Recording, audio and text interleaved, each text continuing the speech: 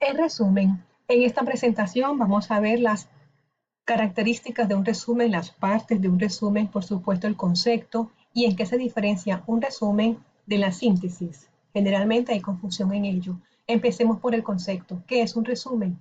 Es reducir un texto que solo contenga cuestiones importantes. Para hacer esa reducción de ese texto hay que tener en cuenta unas características que las vamos a ver más adelante.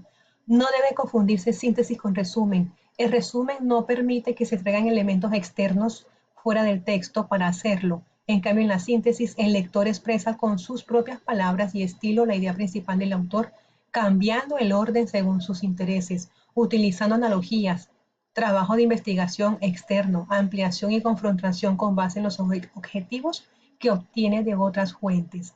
Característica de resumen. En el resumen se le da importancia, debe destacarse el autor del resumen. La recopilación debe ser la recogida de los datos más importantes de la obra original para tener en cuenta para desarrollar el cuerpo del resumen. Debe ser conciso, corto, claro. La congruencia debe ser con cohesión, con coherencia. El contenido debe respetarse de forma objetiva, lo limitado a lo que dice el texto original.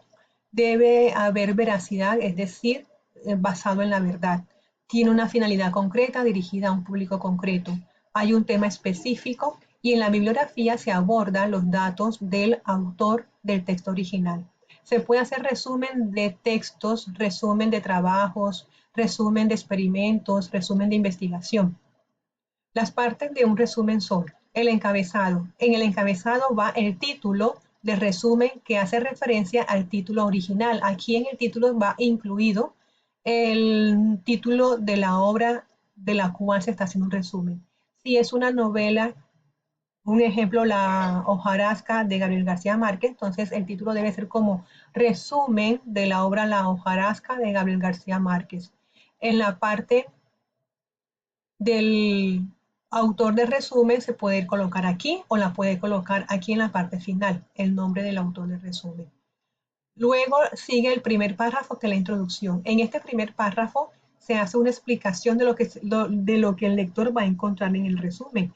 Aquí se da a conocer el nombre del autor o los autores del texto original, los puntos más importantes a tratar, con el fin de cautivar el interés del lector. Se debe aclarar a qué tipo de resumen se está refiriendo, porque hay resumen de tipo investigativo, informativo, periodístico, laboral. Después de la introducción viene el cuerpo. En el cuerpo se encuentra toda la información primordial que compone un resumen, conceptos, ideas principales, objetivos, palabras claves. El cuerpo de resumen debe ser objetivo, coherente, claro, y hace uso de la entropía para dar a conocer la información más importante del contenido original, sin ser una copia exacta del mismo. La conclusión se escribe en esta parte cuando el resumen es de un experimento o de un trabajo de investigación.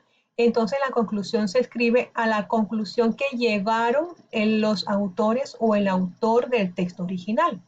Un ejemplo, este es un resumen de un experimento científico y entonces en esta parte de abajo de la conclusión se debe escribir cómo concluyó, a qué conclusión llegaron cuando se hizo el experimento científico. Se coloca la firma del autor, como dije, puede ir acá el nombre o puede ir acá abajo. El autor debe asumir la responsabilidad por haber realizado dicho texto. La redacción de resumen debe ser de tipo descriptivo, narrativo o informativo según su contenido a fin de guiar mejor al lector. Gracias.